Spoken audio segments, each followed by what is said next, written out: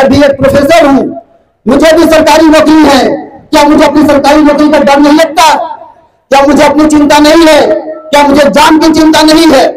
जब मुझे इलाहाबाद यूनिवर्सिटी में जलाने चले आए तब क्या मुझे अपने माँ का डर नहीं लग रहा था? तब भी मुझे डर लगता था। लेकिन मैं क्यों कर रहा हूँ ये सब काम कि चप्पल पे चमाइन चले सैंडल पे दो दुनिया, हाय मोए रामा बदल गई दुनिया। कभी भी हम लोगों ने मंदिरों को समाप्त करके एक राष्ट्रीय नीति बनाने की कोशिश नहीं की। भारत में पेरियार की तरह हम राम की मूर्ति को लेकर चौराहे पर मारने की बात नहीं की है कभी। भारत में पेरियार की तरह कभी मंदिरों को नेस्तनाबूद करने की बात नहीं की है। यह बात पेरियार की नहीं, साहब डॉक्टर बी आर अम्बेडकर की भी थी। हिंदी की पढ़ाई करेंगे आप तो आप रामचरितमानस ही पढ़ेंगे, महाभारत ही पढ़ेंगे और क्षत्रिय ही पढ़ेंगे। तो वहां के लोगों ने सामंतवाद को समाप्त करने के लिए फांसी पे राजा को चढ़ा दिया। क्या हमारे देश में ऐसे जन जागृति हो सकती है कि जब आने वाले वर्षों में इस देश में जातिवाद, इस देश में अंधविश्वास, इस देश में जातिवाद मानने वाले को, इस देश में तमाम हत्या करने वाले को क्या हम नागरिक स्तर पर, सामाजिक स्तर पर फांसी चढ़ा सकते हैं?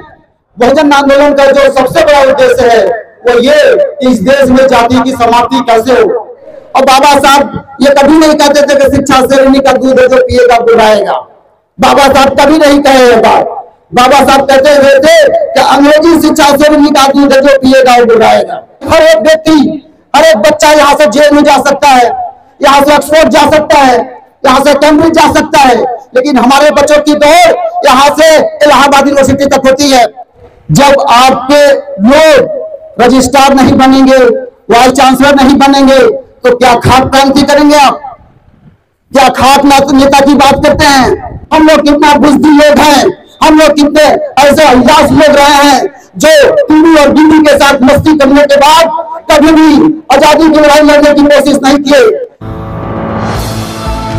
इलाहाबाद से चलकर के आए हमारे रिसर्च स्कॉलर चंदन साथी, आनंद और संजय जी हैं, प्रकाश जी हैं, इन सभी के लिए भी ताली बजाइए क्योंकि 4 बजे सुबह से चल करके हम लोग आए हैं और सुबह 4 बजे से चल करके करीब 1 बजे हम लोग पहुंचे हैं। तो कम से कम इतना दूर से आने के बाद तो आप लोग थोड़ा सा समय दीजिए, मैं अपनी बात कह सकूं।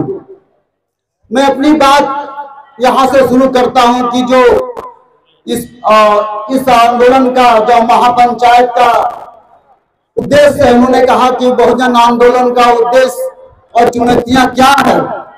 मेरे नजरों में बहुजन आंदोलन के कई उद्देश्य और कई चुनौतियां हैं।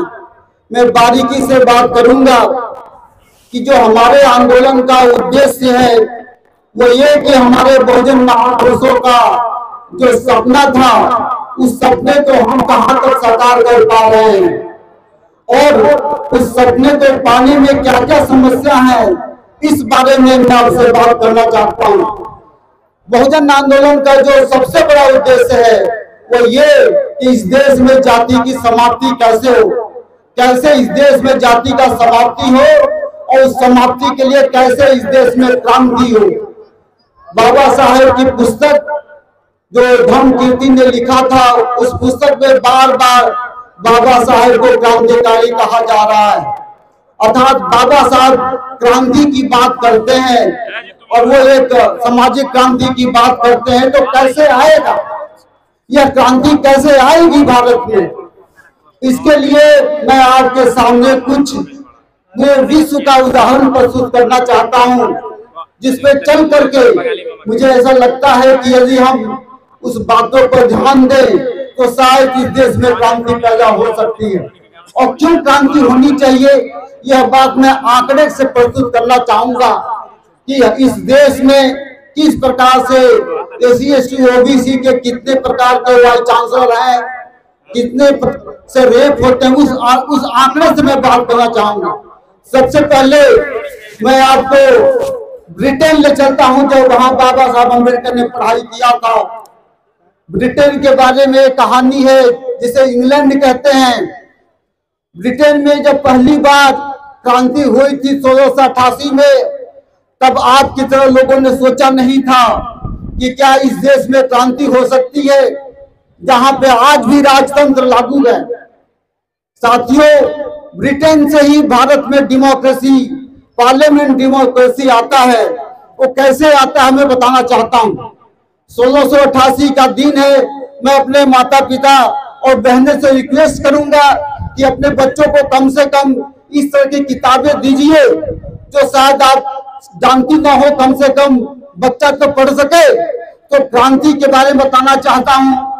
1688 में इंग्लिश के जो राजा थे उनको फांसी दे दी गई थी। फांसी देने वाले कोई बड़े अधिकारी नहीं थे, ना राज्य के मानने वाले लोग थे। फांसी देने वाले हमारे जैसे, आपके जैसे लोग थे, पढ़ा लिखा तबका था। और फांसी इसलिए दी गई थी क्योंकि उस देश में डेमोक्रेसी लाना था, लोकतंत्र लाना था। क्योंकि यह लोकतंत्र जो देख रहे हैं आप, बहुत महंगा लोकतंत्र है। तो बाबा साहब कई बार अपने कई किताबों में एलिमिनेशन ऑफ कास्ट, जाति की क्षय में बताते हैं, डिटेल्स ऑफ हिंदुइज्म में बताते हैं, और थॉट्स ऑन पाकिस्तान में कई बार ये जिक्र करते हैं कि कैसे ब्रिटिश पार्लियामेंट को भारत में लाया गया संविधान सभा के माध्यम से। तो वहां के लोगों ने सामंतवाद को समाप्त करने के लिए फांसी पे राजा को चढ़ा दिया। क्या हमारे देश में ऐसे जन जागृति हो सकती है कि जब आने वाले वर्षों में इस देश में जातिवाद, इस देश में अंधविश्वास, इस देश में जातिवाद मानने वाले को, इस देश में तमाम हत्या करने वाले को, क्या हम नागरिक स्तर पर, सामाजिक स्तर पर फांसी चढ़ा सकते हैं? यदि आपका उत्तर नहीं होता है तब ये भीड़ केवल बिरहा सुनकर चली जा सकती है। फिर आप केवल बिरहा सुनने के लिए और गीत सुनने के लिए यहाँ पे आए हैं। अगर ये भीड़ बिरहा के बदले, तो गीतों के बदले यदि क्रांति में विश्वास करता, अपने बच्चों को पढ़ाने लिखाने में विश्वास करता, तो शायद इस देश में जो अत्याचार की नजीकियां देखते हैं शायद वो हम नहीं देखते। तो क्रांति की जो हमारे बहुजन आंदोलन का पहला उद्देश्य है कि क्रांति करना, ब्रिटेन से हम सीख सकते हैं। उसी तरह से अमेरिका में मैं ये उदाहरण आपको इसलिए दे रहा हूं कि आज जब अंग्रेज थे तब अंग्रेजों की लड़ाई यहाँ के अपर कास्ट के लोग लड़ते रहे और कहा यह जाता था कि भारत की स्वतंत्रता की लड़ाई लड़ रहे हैं। दरअसल भारत की स्वतंत्रता की लड़ाई कभी लड़ी नहीं गई। भारत में आजादी की लड़ाई कभी लड़ी नहीं गई। लड़ी गई तो अपर कास्ट के लोगों ने अपने इंटरेस्ट की लड़ाई लड़ी भारत में। हमारी आपकी लड़ाई कभी लड़ी नहीं गई। इसलिए मैं आपको ब्रिटेन और अमेरिका एक एग्जाम्पल देता हूं कि वहां के लोगों के द्वारा वहीं की लड़ाई लड़ी गई। हमारे देश में अंग्रेजों से लड़ाई लड़ी गई और हमारे लोगों की लड़ाई नहीं लड़ी गई। इसलिए मैं आपको एग्जाम्पल दे रहा हूं, अमेरिका का एग्जाम्पल आपको दे रहा हूं। बेंजामिन फ्रैंकलिन वाशिंगटन के नेतृत्व में, थॉमस पेन के नेतृत्व में वहां के काले और गोरे लोगों ने मिल करके वहां पे अंग्रेजों के खिलाफ लड़ाई लड़ी और वहां पे गोरों के खिलाफ भी लड़ाई लड़ी। दलित जो पैंथर्स पार्टी बनी भारत में, वो दलित पैंथर्स पार्टी जो महाराष्ट्र में बनी अमेरिका की कॉपी है। भारत में जो रिजर्वेशन की प्रक्रिया है वो कहीं ना कहीं अमेरिका के डाइवर्सिटी प्रिंसिपल से प्रभावित है, लेकिन हम लोग ये बात जानते नहीं है। तो अमेरिका की क्रांति में भी भारत के लोगों ने या भारत के लोगों को समझना चाहिए। आपको पता है कि भारत का फंडामेंटल राइट्स और भारत के मौलिक अधिकार अमेरिका के संविधान से लिया गया है, और इसलिए लिया गया क्योंकि बाबा साहब ने संविधान सभा में यह बात नहीं किए थे कि संविधान की बात होगी, बल्कि बाबा, मुझे ऐसा लगता है कि जो पढ़े लिखे बच्चे हैं, जो पढ़ा लिखा साथी है, उसको यह समझने की जरूरत है। तीसरा एग्जाम्पल फ्रांस की क्रांति का देना चाहता हूं। वहां की क्रांति का भी वही के लोगों के द्वारा इस सामंतवाद को उखाड़ फेंकने की कोशिश की गई और अंतिम में उखाड़ फेंका। अंतिम में सामंतवाद को फ्रांस की धरती से वहां के इतिहासकारों ने, वहां के संविधान मानने वालों ने, रूसो, डिडरो, मॉन्टेस्क्यू, चाहे थॉमस पेन हो, वहां पे उखाड़ फेंका। लेकिन साथियों, हम लोग कितना बुज़दिल लोग हैं, हम लोग कितने ऐसे अय्याश लोग रहे हैं जो टीवी और बीवी के साथ मस्ती करने के बाद कभी भी आजादी की लड़ाई लड़ने की कोशिश नहीं किए। हमारा संविधान, हमारा व्यापारिक वर्ग, हमारा आईएएस, जो आईएएस पीसीएस की बात करते हैं, वो शादी विवाह करके संविधान का जो क्राई क्रीम है या रिजर्वेशन का लाभ लेने के बाद घर में बैठ जाता है और फिर हमारे जैसे लोगों को या इस तरह के लोगों को शिक्षा देने का प्रयास करता है कि आप पागल हैं, आपका दिमाग खराब हो गया है। जब मैं उनसे कहता हूं कि यहाँ पे तमाम तरह की जातियों की कहावतें बनाई गई हैं, आप भी कहते हैं बहुत प्रेम से, तब वो कहते हैं कि आपका दिमाग खराब हो गया है। लेकिन जब सोचिए कि फ्रांस के लोगों ने, वहीं के लोगों ने क्रांति का लाभ दिया और आज फ्रांस में जो तमाम छोटे तबके हैं उनको अधिकार मिला, जो हमें अधिकार अभी भी नहीं मिला। जैसे कि दीवाना साहब बता रहे थे कि हम चमार, पासी, तेली, कंबोली में बटे हुए हैं। एक क्रांति और है जिसका नाम है रूस की क्रांति। मैं बार बार कहता हूं कि इस देश में ऐसी क्रांति की जरूरत है जहां पे आम आदमी लोगों ने खड़ा होकर के उस देश में सामंतवाद को खत्म कर दिया, समानवाद को जोरदार खत्म कर दिया। आज मैं इसलिए उस क्रांति का जिक्र कर रहा हूं क्योंकि उस देश में लेनिन के नेतृत्व में जब रूसियन क्रांति हुई थी तब चर्च पे, जैसे कि फ्रांस के क्रांति में हुआ, चर्च पे धावा बोल करके उसको राष्ट्रीयकरण करने का राष्ट्रीयकरण हो पाया। क्या कभी आपको लगता है कि मंदिरों में जो पुजारियों की नीति होती है उसके लिए भारत में कोई ऐसा व्यवस्था कर पाए? हम नहीं कर पाए। माघ मेला आपके सामने एग्जाम्पल है, कुंभ आने वाला है, हरिद्वार की कहानी है, बैजनाथ की कहानी है। हमारे लोग उसमें जाते हैं और देखते हैं। कभी भी हम लोगों ने मंदिरों को समाप्त करके एक राष्ट्रीय नीति बनाने की कोशिश नहीं की।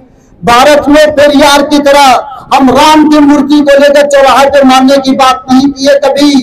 भारत में पेरियार की तरह कभी मंदिरों को नेस्तनाबूद करने की बात नहीं की है। यह बात पेरियार की नहीं, साहब डॉक्टर बी.आर. अम्बेडकर की भी थी। जब एलिमिनेशन ऑफ कास्ट में ये बात लिखते हैं साथ साथ। बीजेपी की लोग बहुत चालाकी से, समझदारी से बाबा साहेब को राष्ट्रवादी घोषित करते हैं। लेकिन मैं बीजेपी के लोगों से और आप लोगों से अनुरोध करना चाहता हूं कि एक बार एलिमिनेशन ऑफ कास्ट पढ़ें, एक बार रेडियंस ऑफ हिंदुइज्म पढ़ें, थॉट्स ऑफ पाकिस्तान पढ़ें, तो आपको पता चलेगा इसी रेडियंस ऑफ हिंदुइज्म को शिवसेना की सरकार ने, बाल ठाकरे ने महाराष्ट्र में बैन करने की कोशिश किया था और तब भी वहां पे शरद पवार की सरकार ने इसको, जो आज किताब आई है वो शरद पवार के नेतृत्व में आई है। तो क्या हम कभी रशियन रेवोल्यूशन की तरह इस देश में क्रांति कर पाएंगे? यदि उसका उत्तर मिलता है नो, तो फिर आप कल बिरहा सुनिए और मजा लीजिए। इसके सिवा आपके पास कुछ नहीं है।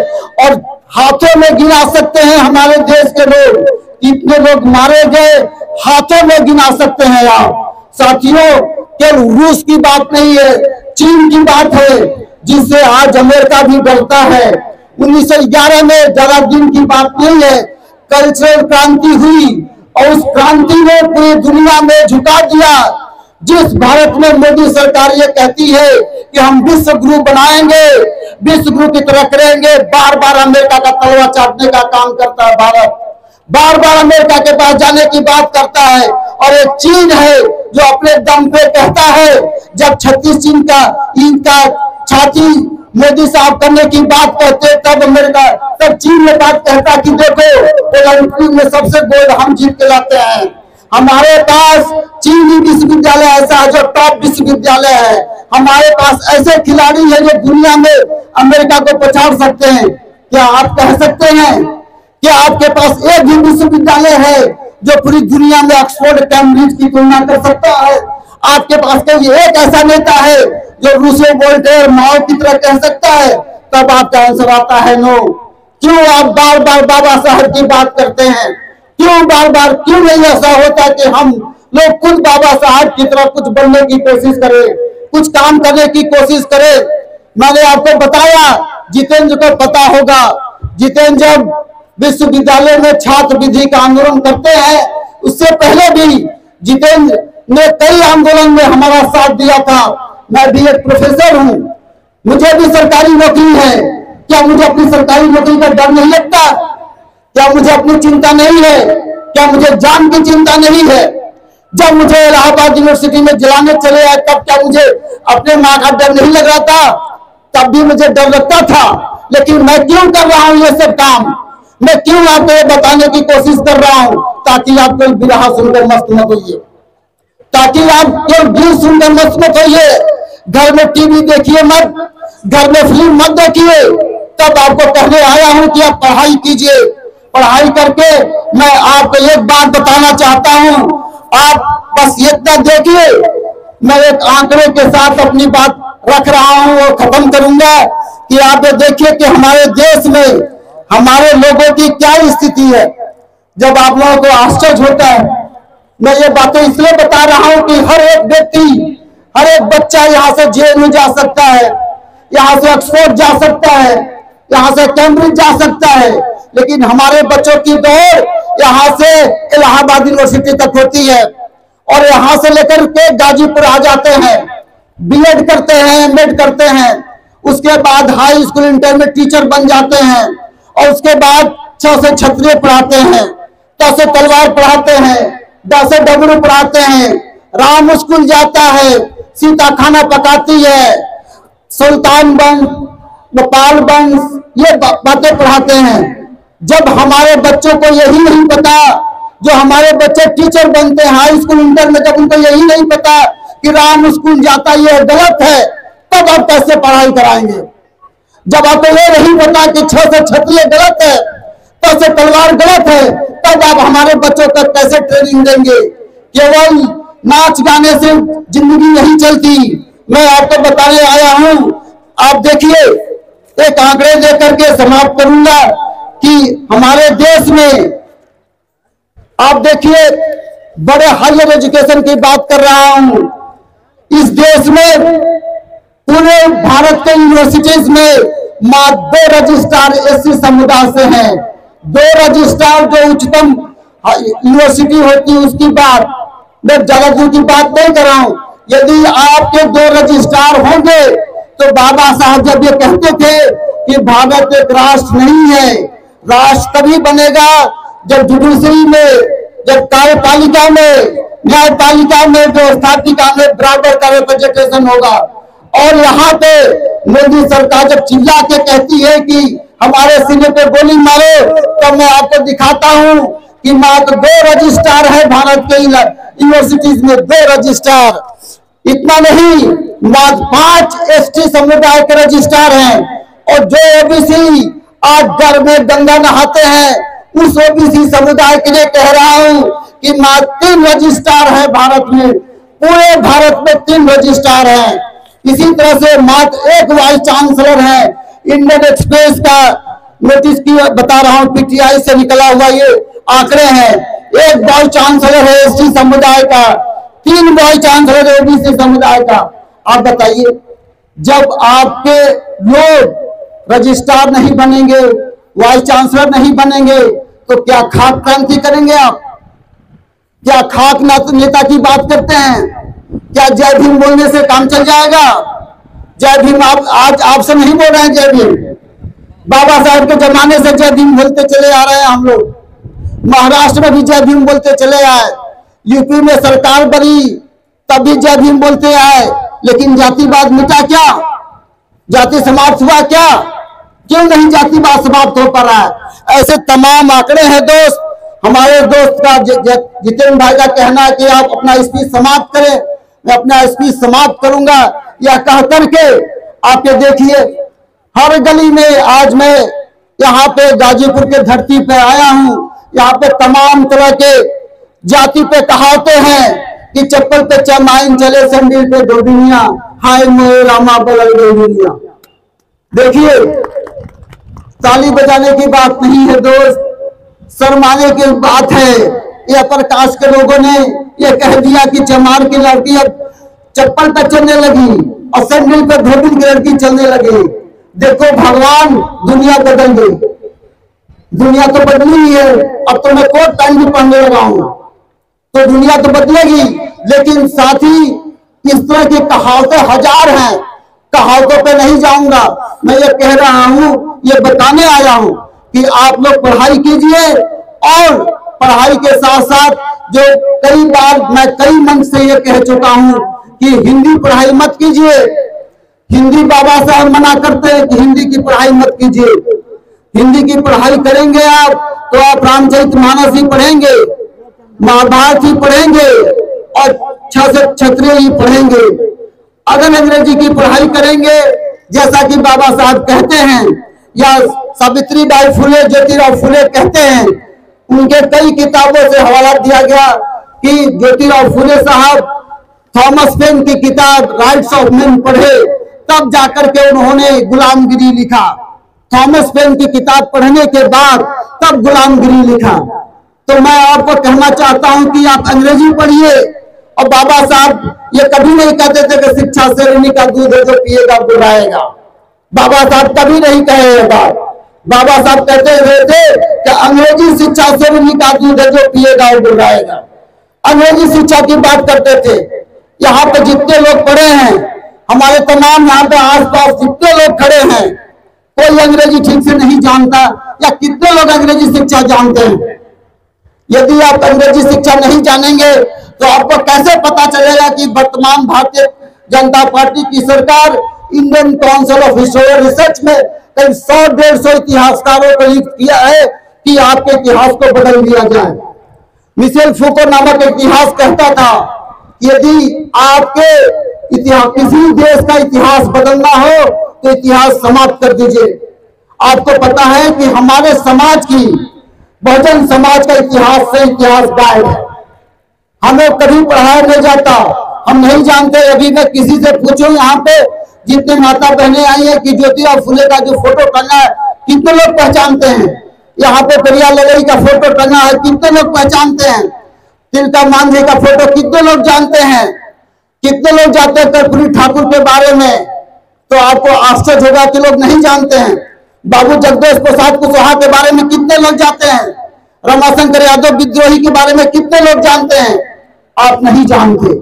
जब आप नहीं जानेंगे तो अपना इतिहास कैसे लिखेंगे? साहब कांशीराम कहते थे, जो कौमें इतिहास नहीं बनाती उनका इतिहास नहीं होता, वो कभी शासक नहीं बन सकता।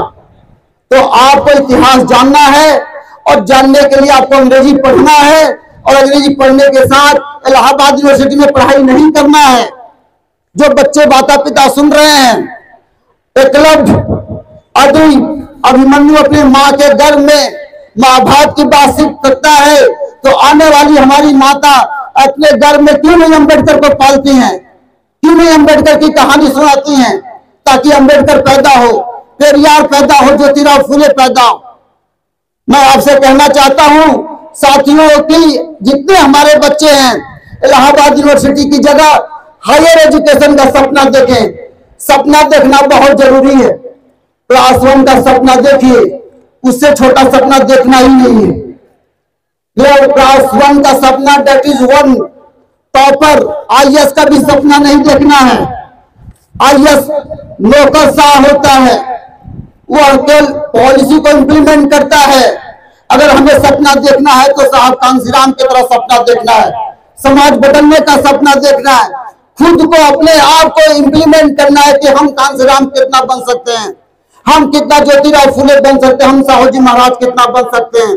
जब आपका सपना इतना लेवल होगा तब आप उतने पर मेहनत करेंगे। आप तब आपको समझ में आएगी कि ऑक्सफोर्ड क्या है, कैम्ब्रिज क्या है। और जब वहां से पढ़ाई करके आएंगे तब जाकर राज्यसभा, लोकसभा और आईएएस में जब आप योगदान देंगे, पॉलिसी बनाएंगे। कलम में बड़ी ताकत होती है, बहुत ज्यादा ताकत होती है कलम में। यदि आपकी कलम चलने लगी ठीक से तो एक दिन एक रजिस्ट्रार नहीं होगा, कम से कम 100-150 रजिस्ट्रार इस देश में होंगे। और ये जरूरी है कि आप अपने को क्रांतिकारी तत्वों में अपने को इम्प्लीमेंट कीजिए। कबीरा खड़ा बाजार में लिए लुकाटी हाथ, जे घर फूके आपने चले हमारे साथ। साथी अपने को सेक्रीफाइस करने का सपना देखिए। जैसे साहब कांशीराम ने न घर बनाया न शादी की, लेकिन समाज के बारे में तड़पते रहे। डॉक्टर BR अम्बेडकर अपने समाज के बारे में सोचते हैं, भगत सिंह अपने समाज के लिए सपना देखते हैं। इन्हीं शब्दों के साथ अपनी बात समाप्त करूंगा कि आप ऊंचा सपना देखेंगे, ऊंची पढ़ाई करेंगे, अंग्रेजी में पढ़ाई करेंगे और इस देश का संविधान के साथ साथ नीति तत्वों को इम्प्लीमेंट करने वाला एक इंसान बनेंगे, नौकर नहीं बनेंगे। जय भीम, जय भारत।